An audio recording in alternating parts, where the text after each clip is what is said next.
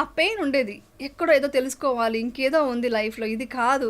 నాకు ఏదైనా సక్సెస్ వచ్చినప్పుడు నువ్వు అచీవ్ చేసావు అని మా ఇంట్లో అంటే సరిపోదు. ఇంకా ఎదగాలి. అంటే ఎదగాలంటే దురాశతో కాదు. సరిపోవట్లేదు. నేను పడ్డ అవమానానికి ఇంకా ఎదగాలి నేను. ఇంకా పైకెళ్ళాలి అన్న ఒక కసి ఉండేది. ఒక కోపం అనుకోండి, ప్రపంచం మీద చాలా కోపం ఉండేది నాకు. ఆ చాలా కోపం సహజం కదా చాలా కోపం ఉండేది. ఎవరు నన్ను అర్థం చేసుకోలేదు, మన సైడ్ నిలబడలేదు అనే కోపం చాలా ఉండేది. ఆ కోపం వచ్చి అది మోస్ట్ విపర్శనకి దారి తీసినట్టుంది. అసలు చాలా మిరాకల్స్ ఉన్నాయండి అసలు ఆ విపర్శనకి వెళ్ళడం కానీ ఇది కానీ. సో అలా వెళ్ళాను అనమాట.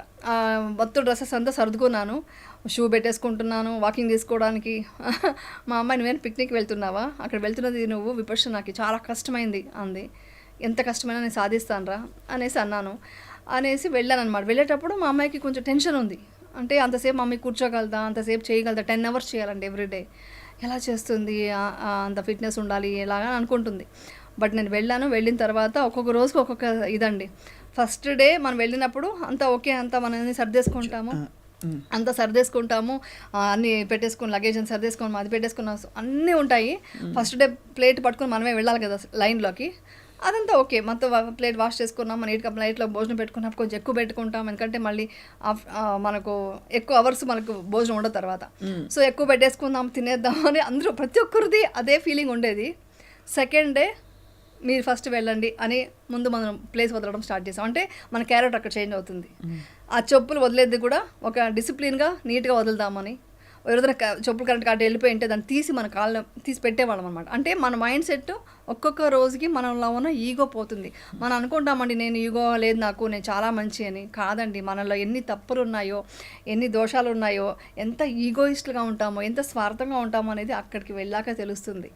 మనం అనుకుంటామన్నీ ఏం లేదు నేను మా చాలా మంచి అని. కాదు, చాలా చేంజెస్ వస్తాయి అక్కడ. ఫస్ట్ మనం ఆ చెప్పులు పెట్టే దగ్గర నుంచి వేరే వాళ్ళకి ప్రాబ్లం ఉంటే వాళ్ళకి హెల్ప్ చేయడం. ఫస్ట్ డే అంటే మాట్లాడతాం కాబట్టి ఆ ఒక్కరోజు. సెకండ్ డే నుంచి మనకు భోజనం ఎంత కావాలో అంతే చాలు, మనకు విపర్శన ఇంపార్టెంట్ అని ఫుడ్ తగ్గించుకుంటాము. దాని తర్వాత బాడీ పెయిన్స్ అన్నీ వస్తాయి. సరే తర్వాత థర్డ్ డే వచ్చేసి ఇంకొక చేంజెస్ వస్తాయి. Full emotional. ఫోర్త్ డే నేను ఏడుస్తున్నాను అంటే ఎందుకు ఏడుస్తున్నానో తెలియట్లేదు, లోపల వికారాలు అన్నీ బయటకు వచ్చేసాయి. కోపము, ఆవేదన, కోపానికి సారీ ఇలా జరిగిపోయింది. కోపానికి థర్డ్ డే కోపం వచ్చింది, మా అమ్మాయి మీద కోపం ఉంది. దానికి నేనే ఆన్సర్ చెప్పుకున్నా. అవును, తను ఏదో టెన్షన్లో ఏదో బాధలో మమ్మీ ఎలా ఉంటుందో అనుకుని ఏదో మాటలు అరిచింది అనుకో. నేను అర్థం చేసుకోలేదు. అంటే ఎందుకు ఇంత సర్దుకుంటావు, ఏదైనా పిక్నిక్ వెళ్తున్నావా అంది. నాకు కొంచెం కోపం వచ్చింది. నాకు కావాల్సింది పెట్టుకుంటే నీకేంటి కోపం క్రియేట్ అవుతుంది కదా. దానికన్నీ నేను అక్కడ సారీ చెప్పుకున్నా. లేదురా తప్పు, మన తప్పు అని ఫస్ట్ సారీ చెప్పడం స్టార్ట్ చేస్తామండి. సారీ చెప్పిన తర్వాత ఫోర్త్ నుంచి మన ఈగో నేను అనేది తేలిపోతుంది. నేను అనేది నథింగ్.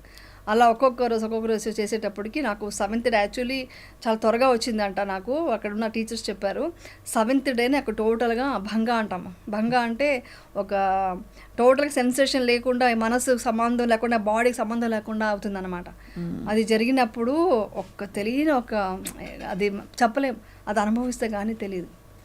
అలా ఒకటి వచ్చిందనమాట. ఈ డీప్ మెడిటేషన్లోకి వెళ్ళినప్పుడు చాలా డీప్గా వెళ్తూ ఇంకా మనకు కొంచెం అవేర్నెస్ ఉన్న ప్లేస్లో ఒక భయం కలుగుతుంది, మనం ప్రాణం విడుస్తున్నామా అని. డీపెస్ట్ స్టేట్ అలా కలిగిందా? భయం అంటే మన చిన్నప్పటి నుంచి కొన్ని భయాలు పెట్టేసుకుని ఉంటాం కదా, అదంతా పడుకున్నప్పుడు అంటే మన సెన్సేషన్స్ చాలా అయిపోయింది బాడీలో. ఆ సెన్సేషన్ ఏంటంటే హార్ట్ బయటకు వచ్చి వెళ్ళిపోతుందేమో, మన బాడీయే లేదు, ఓన్లీ హార్ట్ ఉందన్నంతగా ఇదిగా వచ్చేసింది నాకు. ఎంత చేసినా అవ్వట్లేదు.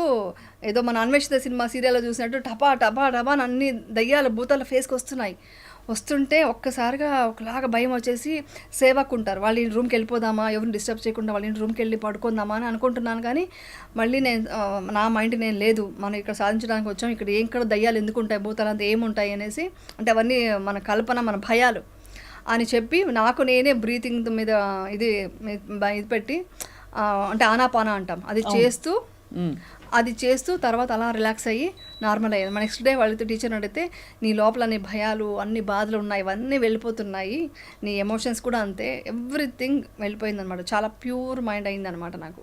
10th డేకి ఒక్కొక్క రోజుకి ఒక్కొక్క చేంజెస్ అనమాట. 7th డే అలా అయింది. అలాగా లాస్ట్కి వచ్చేసరికి బాడీ నుంచి గాల్లో తేలినట్టు అది అనుభవించిన వాళ్ళకే తెలుస్తుంది. నేను ఇలా టచ్ చేసుకున్నాను, ఏంటి నేను భూమి మీద ఉన్నానా అని డౌట్ వచ్చింది నాకు. అంటే అంత పైకి వెళ్తుంది అనమాట.